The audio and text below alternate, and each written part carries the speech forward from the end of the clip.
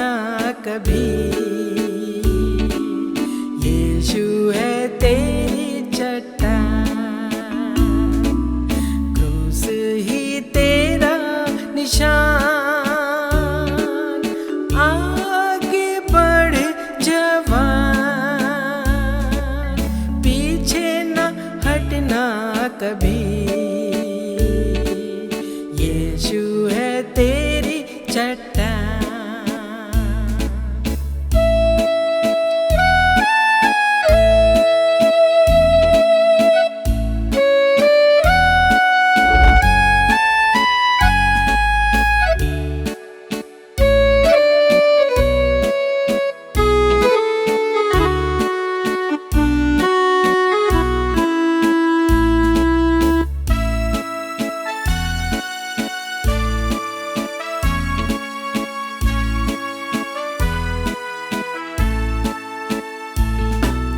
नैया मेरी मझधार में डूबी, कौन लगाएगा पार।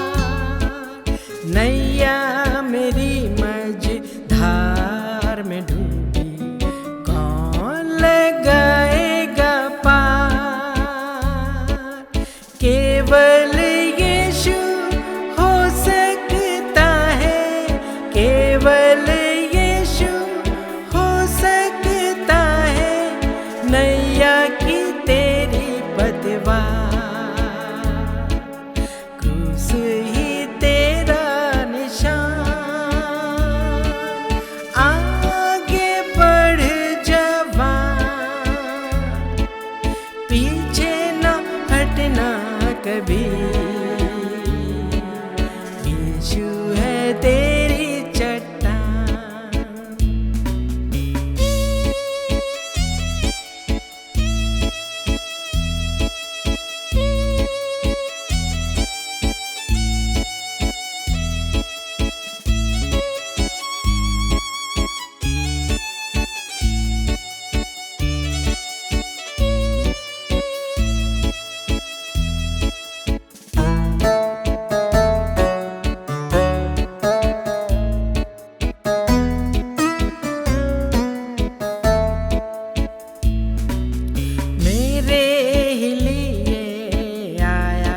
जगत में मुझको बचाने को, मेरे ही लिए आया जगत में मुझको बचाने को। मेरे ही लिए यीशु ने खोला, मेरे ही लिए यीशु ने खोला मुक्ति के द्वार को। क्रूस ही तेरा निशान। आगे बढ़ जवान, पीछे न हटना कभी। यीशु है तेरी चट्टान, क्रूस ही तेरा निशान। आगे बढ़ जवान, पीछे न हटना कभी। यीशु है तेरी चट्टान। आप सभी का स्वागत है आज के हमारे vespers hope at home service में। आज का हमारा याद वचन है मत्ती 18 उसकी 21 और 22 आयत। तब पतरस ने पास आकर उससे कहा, हे प्रभु, यदि मेरा भाई अपराध करता रहे तो मैं उसे कितनी बार क्षमा करूं? क्या 7 बार तक? यीशु ने उससे कहा, मैं तुझे ये नहीं कह सकता कि 7 बार तक, वरन 7 बार की 70 गुने तक। प्रभु अपने वचन को पढ़े सुने जाने पे आशीष दे। आज के हमारे सर्विस की स्पीकर रहेंगी मिस सुमन जोसेफ।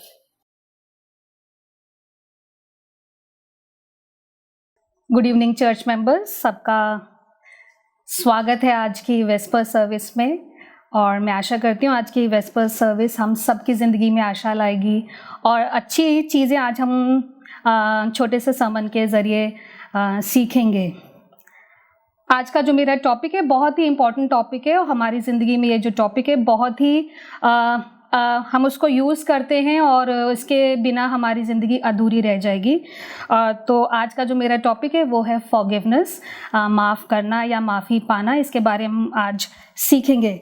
इससे पहले मैं आज के टॉपिक को आगे बढ़ाऊँ, एक छोटी सी कहानी बताना चाहती हूँ एक आदमी के बारे में जो कि फ्रांस का रहने वाला है। और यह कहानी कहती है कि ये जो आदमी जो फ्रांस का है, एक बार की बात है कि इसको एक कुत्ता काट जाता है और जब इसको कुत्ता काटता है तो इसको डॉक्टर के पास ले जाया जाता है और जो डॉक्टर साहब हैं वो इसका सारा ट्रीटमेंट करते हैं और जो भी इंजेक्शन वगैरह हैं लगाते हैं और उनको बताते हैं कि ये जिस कुत्ते ने आपको काटा था वो रेबीड डॉग था, उसको रेबीज़ हैं।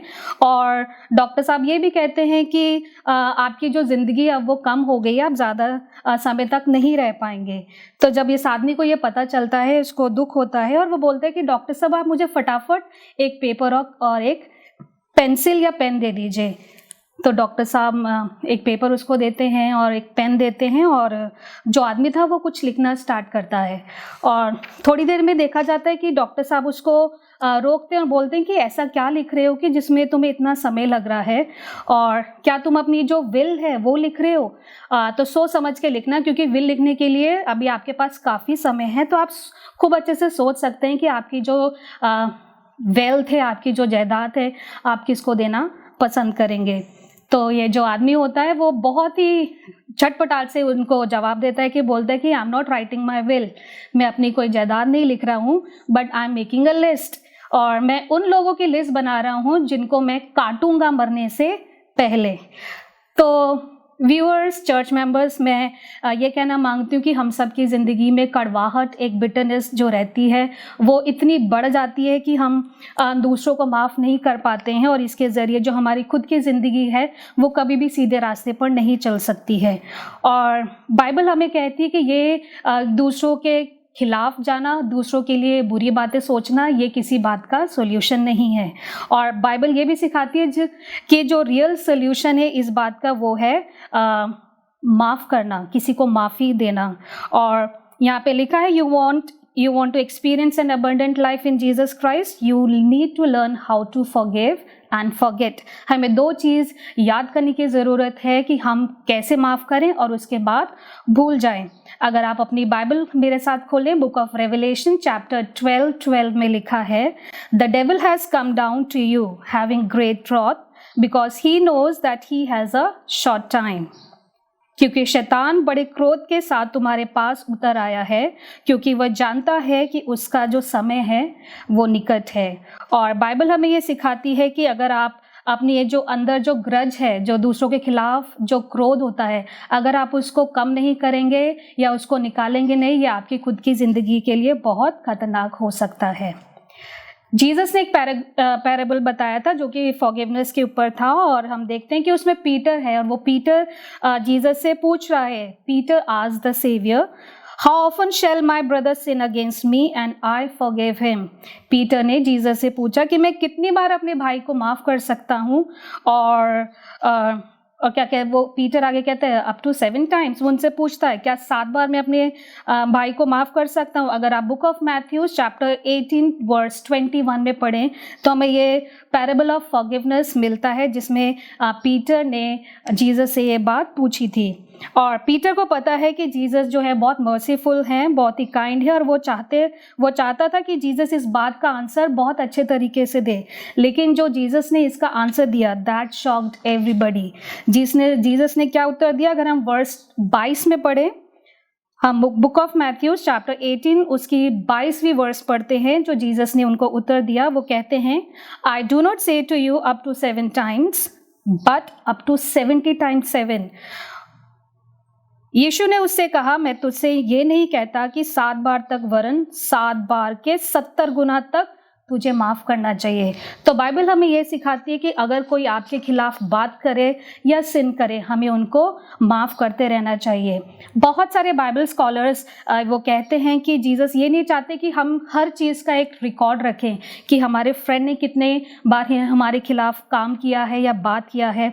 और वो ये नहीं, स्कॉलर्स ये भी नहीं कहते कि आप हर चीज़ का रिकॉर्ड रखें और जैसे ही वो ख़त्म हो जाए लिमिट, आप उनको माफ़ करना बंद कर दें।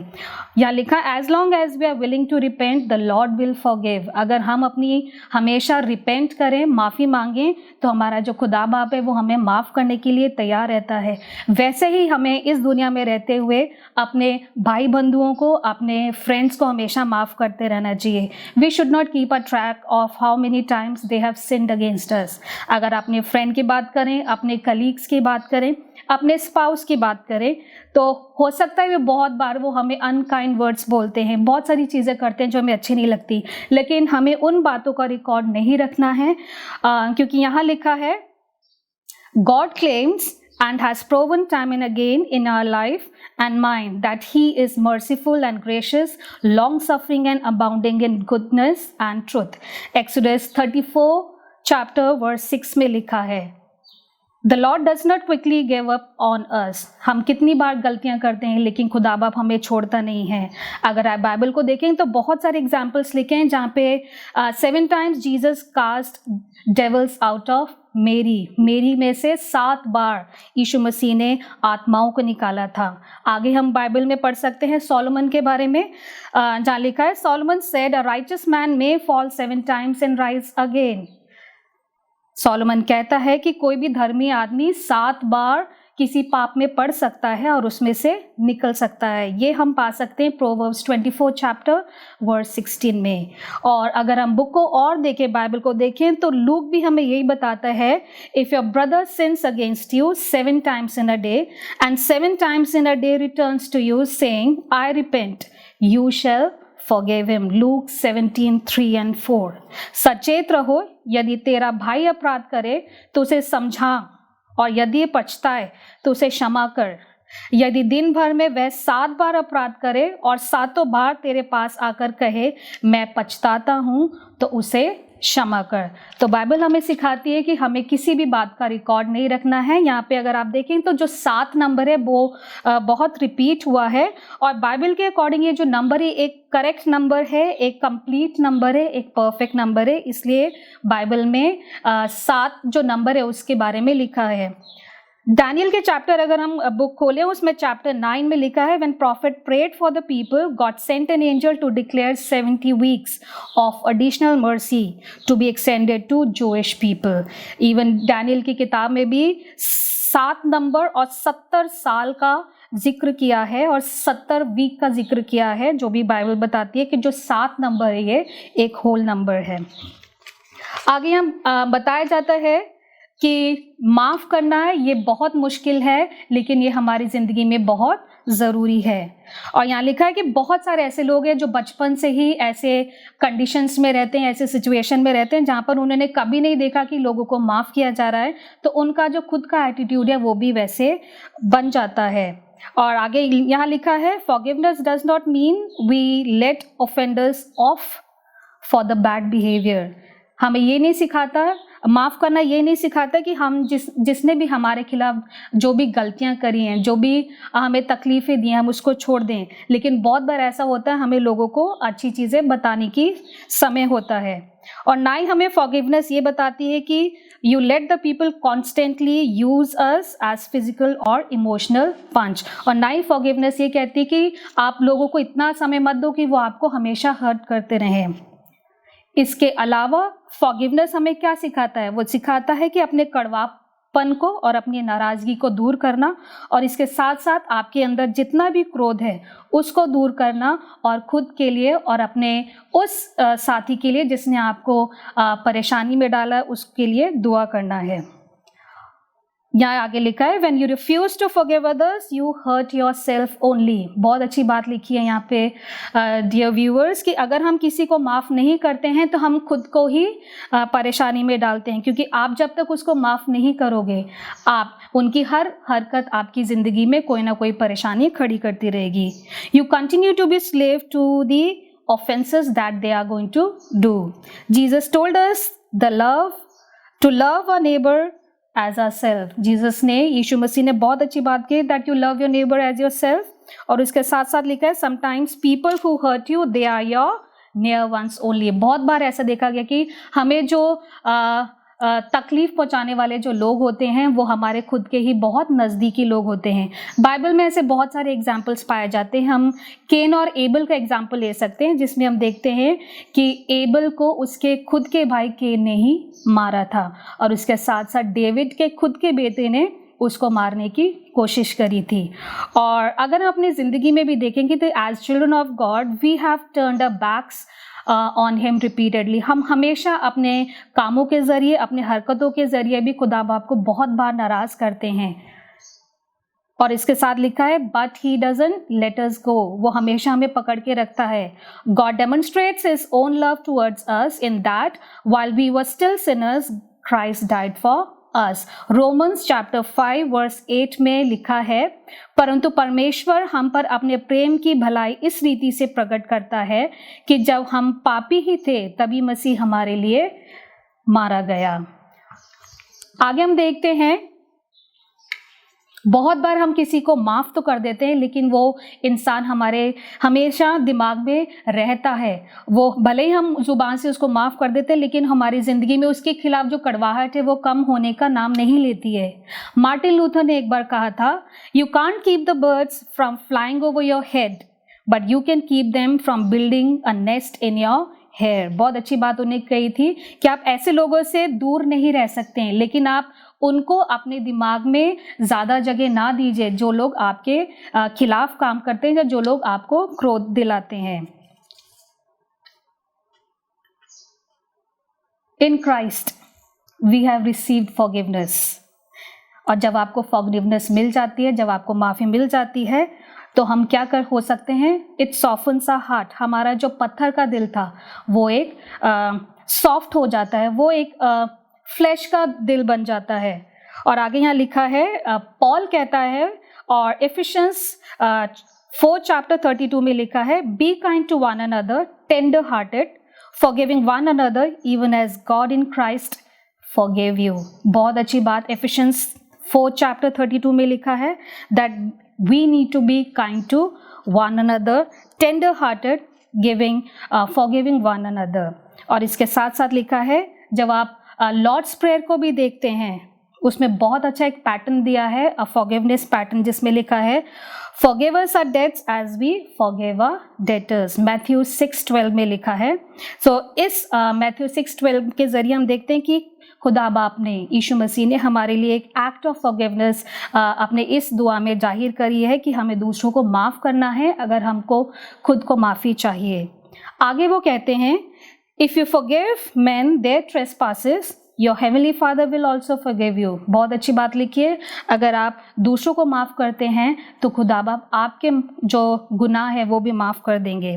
बट यहाँ पे बट लिखा है if you do not forgive men their trespasses neither will your father will forgive your trespasses. बहुत अच्छी बात है कि अगर हम दूसरों को माफ़ नहीं कर सकते हैं तो हम ये भी नहीं सोच सकते हैं कि हमारी जो खुद के जो हमने इतने काम करे हैं जो दूसरों के लिए बहुत खतरनाक हो सकते हैं उसके लिए भी हमें माफ़ी मिलेगी. हिंदी में पढ़ूंगी एक बार. यहाँ लिखा है जिस प्रकार हमने अपने अपराधियों को क्षमा किया है वैसे ही तू भी हमारे अपराधों को क्षमा कर. तो जब भी हम लॉर्ड्स प्रेयर को देखें मैथ्यू 6:12 में तो एक बहुत अच्छा हम सीख ले सकते हैं कि हमें पहले दूसरों को माफ़ करना है अगर हमें खुद माफ़ी चाहिए. एक आर्मी जनरल के बारे में लिखा गया है यहाँ पे और वो एक क्रिश्चियन प्रीचर से बात कर रहा था और वो कहता है कि I never forgive and I never forget. 2 बात बोलते हैं कि मैं कभी किसी को माफ़ नहीं करता और ना ही कभी भूलता हूँ. तो ये जो क्रिश्चियन प्रीचर हैं जॉन वेल्सले वो उनको आंसर करते हैं कि आप अपने आप को उस आग में डाल रहे हैं जिसमें आप कभी भी बाहर निकल नहीं सकते हैं. आगे लिखा है An unforgiving heart brings serious consequences. वो जो दिल, वो जो इंसान है जो दूसरों को माफ़ नहीं कर सकता है वो अपनी ज़िंदगी में बहुत ऐसे अंधकार में चला जाता है जिससे बाहर निकलना उसके लिए बहुत मुश्किल है. एज क्रिश्चियंस हमारे लिए फॉरगिवनेस मैंडेटरी है, ऑप्शनल नहीं है. दो चीज़ें लिखी हैं यहाँ पे। Forgiving others is not optional, it is mandatory for a Christian. और यहाँ एक और बहुत अच्छी बात लिखी गई है कि forgiveness opens heaven's door to great blessing. जब आप दूसरों को माफ़ करते हैं तो आप उस चाबी को इस्तेमाल करते हैं जिसके ज़रिए जो आसमान की बादशाह से जो आशीषें हैं वो आपकी ज़िंदगी में आना स्टार्ट कर देती हैं। एक छोटी सी कहानी बताने चाहूँगी इससे पहले कि मैं आज का जो छोटा सा टॉक है उसको अंत करूं। कहानी बताई जाती है एक इटालियन आर्टिस्ट की जिनका नाम है लियोनार्डो दा विंसी, और इनके बारे में लिखा है कि इनको एक बहुत बड़ा काम मिला कि इनको एक वॉल को पेंट करना है, और उस वॉल को ऐसे पेंट करना है जो कि जो वॉल है वो डाइनिंग हॉल मिलन इटली में उस हॉल की जो दीवारें उसको पेंट करना है। और हम देखते हैं जो लियोनार्डो ने ये जो काम किया था ये द लास्ट सपर के नाम से जाना जाता है, and it is world recognised and beloved work of Leonardo da Vinci. और इनके बारे में ये लिखा है कि ये जो इन्होंने जो लास्ट सपर जो पेंटिंग बनाई थी ये जीसस एंड हिज डिसाइपल है। अगर हम देखते हैं कि बहुत सारे क्रिश्चियंस के घर में लगी होती है। Jesus and his disciple they were sitting at the feast table, और जब वो बैठ के खाना खा रहे थे और उसी समय वो अपने जूडस के बारे में बताते हैं कि हम में से ही ऐसा है जो मुझे पकड़वाएगा। और जब ये पेंटिंग बनाई गई तो यहाँ पे लियोनार्डो के बारे में बताया जाता है कि he got into an argument with another Italian artist जिनका नाम था माइकल एंजेलो। और दोनों जो आर्टिस्ट थे Leonardo da Vinci and Michael Angelo में काफ़ी आर्गुमेंट्स हुए, और इसी बात को लेके जो इनका जो रिश्ता था वो बहुत कड़वाहट में चला गया था। और यहाँ लिखा गया है कि दोनों एक दूसरे को बिल्कुल पसंद नहीं करते थे, और most of the time they used to एक दूसरे के बारे में इतनी गंदी बातें करते थे पब्लिकली, सिर्फ सामने वाले को हर्ट करने के लिए। और आगे कहानी कहती है जब लियोनार्डो ने पेंटिंग जब वो बना रहे थे और वो समय आया जबकि उनको जूडस का फेस बनाना था, तो उन्होंने सोचा क्यों ना मैं माइकल एंजेलो का फेस बना देता हूँ। वो वैसा ही करते हैं लास्ट सपर में, वो माइकल एंजेलो का फेस बनाते हैं as a face of Judas, और उनको बहुत खुशी होती है कि मैंने जो मेरा मोस्ट हेटेड एनिमी था उसको फेस बना दिया है जूडस के रूप में। और काफ़ी लोगों ने उनके काम को देखा, उनको समझाया, लेकिन लियोनार्डो बिल्कुल नहीं किसी की सुनते हैं। अब जब उनका जो पेंटिंग था वो कंप्लीट होने वाली थी और लास्ट उसमें स्टेप रह गया था to paint the face of Jesus. उन्होंने बहुत कोशिश करी कि वो यीशु मसीह का वो चेहरा बना पाएँ, काफ़ी दिन तक लगे रहे, बहुत बार उन्होंने फेस बनाया, बहुत बार उनको हटाना पड़ा। और एक बार की बात यहाँ लिखी है कि ही वॉज सो सैड, उनको बहुत बुरा लग रहा कि मैं इतना रिनाउंड पेंटर हूँ, मैं जीसस का फेस नहीं बना पा रहा हूँ। और इसी जब वो बहुत दुखी थे वो दुआ करते हैं और वो कहते हैं lord help me to see your face, he pleaded to God. कहानी कहती है वो बहुत दरख्वास्त करते हैं कि यीशु मसीह का मुझे चेहरा नज़र आए। और जब वो दुआ कर रहे थे उनको एक आवाज़ सुनाई देती है, और आवाज़ कहती है you will never see the face of Jesus until you change the face of Judas. बहुत अच्छी बात जो उस आवाज़ के ज़रिए माइकल एंजेलो की जो उन्होंने जूडस का मुंह बना दिया था उसके बारे में यहाँ लिखा है कि जैसे ही ये आवाज़ उनको सुनाई देती है लियोनार्डो को, वो बहुत पछताते हैं और वो अपना जो उन्होंने अपराध करा था दूसरों को नीचे गिराने का वो उसको मानते हैं। और उसी समय वो जाते हैं और जो उन्होंने जूडस का फेस बनाया था माइकल एंजेलो का उसको हटाते हैं, और हम देखते हैं कि उसके जैसे उसका मुंह बना दूसरा फेस चेंज करते हैं और उसके बाद उनको पता चल जाता है कि जीसस का फेस कैसे बनाना है। Only when Leonardo let off the bitterness towards Michelangelo and remove the offence he could clearly paint the image of Christ. और जैसे ही वो अपना जूडस का फेस चेंज करते हैं उन्हें पता चल जाता है कि यीशु मसीह का मुंह कैसा है। और आज हम यीशु मसीह का जो फेस है तो हम पेंटिंग में देख सकते हैं जो कि लास्ट सपर है। My dear church members and viewers, क्या हमने अपने अपराधों को दूसरों के सामने अगर हमने करे हैं माफ़ी मांगी है? अगर नहीं मांगी है तो आज हमारे पास समय है। क्या हमारे में से ऐसे बहुत सारे लोग हैं जो एक दूसरे को चिट्ठी लिखना चाहते हैं, कॉल करना चाहते हैं, हो सकता है उनके घर जाके उनसे माफ़ी मांगना चाहते हैं। तो चर्च मेंबर्स, व्यूअर्स, आज वो समय है कि हम अपने अपराधों को मानें और जब भी आपके पास कोई इंसान आए और माफ़ी मांगे उसको माफ़ कर दें। उस जनरल की तरह ना बोले कि I don't forgive and I don't forget.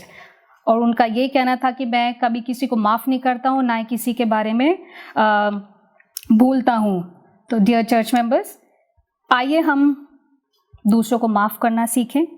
हो सकता है उन्होंने हमारी ज़िंदगी में बहुत बड़े बड़े काम करे हों जिसके हमारी ज़िंदगी एक सीधी ज़िंदगी ना हो के बहुत टेढ़ी हो चुकी हो, लेकिन आज के इस छोटे से टॉक के ज़रिए मैं यही कहना चाहती हूँ, लेट्स फॉरगिव, क्योंकि बाइबल हमें यही सिखाती है।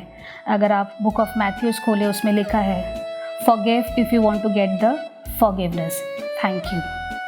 आप सभी को हैप्पी सैबथ, और हम उम्मीद करते हैं कि आज का वचन आपने सुना हो और वो आपकी जिंदगियों को बदल सकेगा। हम इसी समय अगले हफ्ते भी मिलेंगे और कल की आप हमें हमारी सर्विस में ज्वाइन करें सुबह 10:30 बजे। Good night.